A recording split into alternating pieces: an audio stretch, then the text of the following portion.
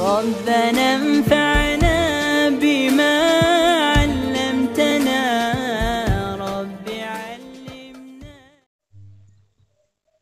Assalamualaikum warahmatullahi wabarakatuh.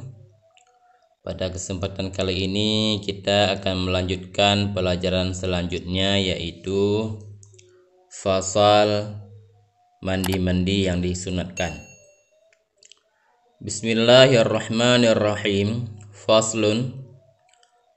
Bermula ini itu satu fasal. Wal ikhtisalatul masnunatu, dan bermula segala mandi yang disunatkan, sab'ata asyara, itu 17. Ghuslan, apa 17? Mandi.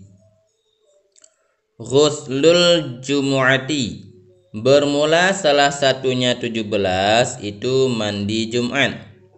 Wal idaini, dan mandi 2 hari raya. Wal istisqai, dan mandi minta hujan. Wal khusufi, dan mandi gerhana matahari. Wal kusufi, dan mandi gerhana bulan. Wal ghuslu min ghuslil mayyiti, dan mandi karena memandikan mayat. Wal kafiri idza aslama, dan mandi orang kafir apabila telah Islam, ianya orang kafir. Wal majnuni, dan mandi orang gila. Wal mughma alaihi, dan orang yang dipitamkan atasnya. Idza afaqa, apabila telah sembuhlah keduanya, orang gila dan orang pitam. Wal ghuslu indal ihrami, dan mandi di ketika ihram. Wadukhuli Makkata, dan mandi di ketika masuk kota Makkah. Walil wuqufi bi Arafata, dan mandi bagi wukuf di Arafah. Walil mabiti bi Muzdalifata, dan mandi bagi bermalam di Muzdalifah. Wali ramil jimarit alati, dan mandi bagi melempar jamarah yang 3. Walit tawafi, dan mandi bagi tawaf. Wali sa'i, dan mandi bagi sa'i. Wali dukhuli madinati Rasulillahi sallallahu alaihi wasallam, dan mandi bagi masuk kota Madinah Rasulullah sallallahu alaihi wasallam. Jadi pada fasal ini musannif pengarang kitab ingin menjelaskan tentang mandi-mandi yang disunatkan. Mandi-mandi yang disunatkan itu ada 17 mandi. Artinya ada 17 keadaan ataupun tempat di mana kita disunatkan untuk mandi padanya. Yang pertama, mandi Jumat. Ketika kita ingin menghadiri sholat Jumat di masjid, itu kita sunat untuk mandi terlebih dahulu.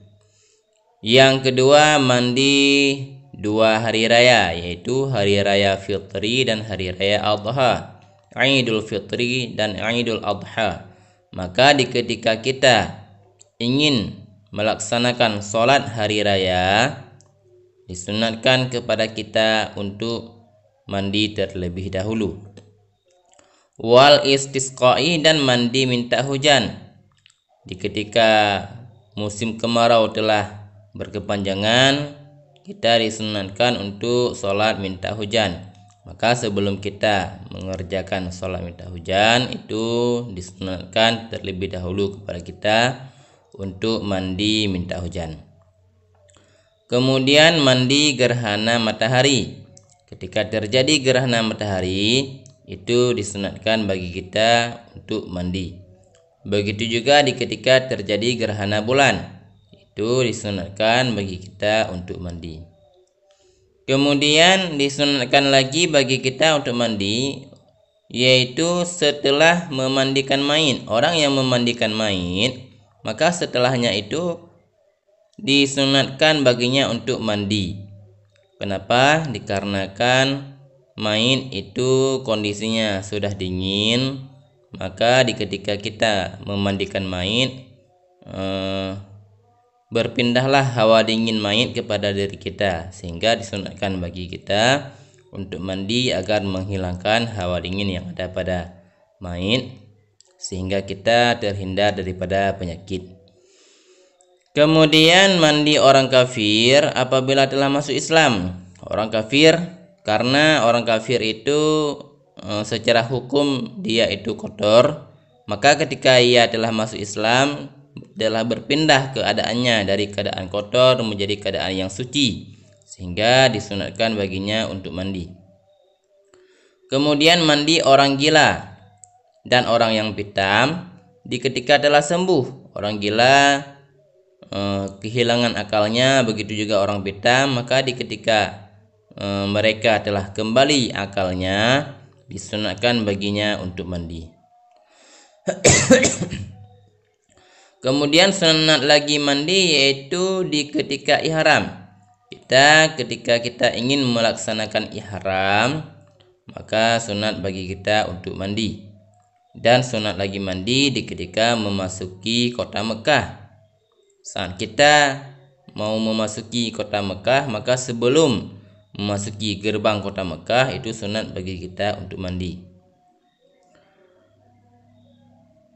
Kemudian sunat lagi mandi untuk wukuf di Arafah. Di saat kita ingin melaksanakan wukuf di Arafah, itu sunnah bagi kita untuk mandi. Juga sunat mandi ketika ingin bermalam di Muzdalifah.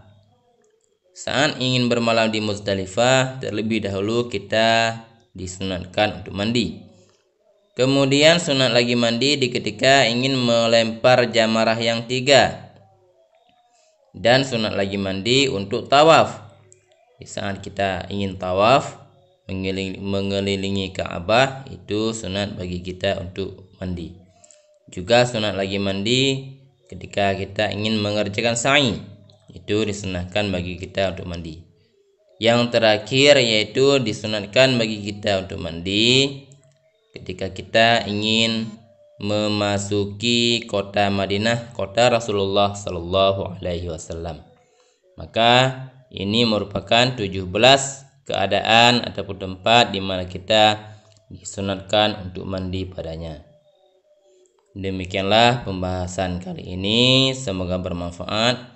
Wallahu a'lam bissawab wa ilaihil marji' wal ma'ab. Wassalamualaikum warahmatullahi wabarakatuh.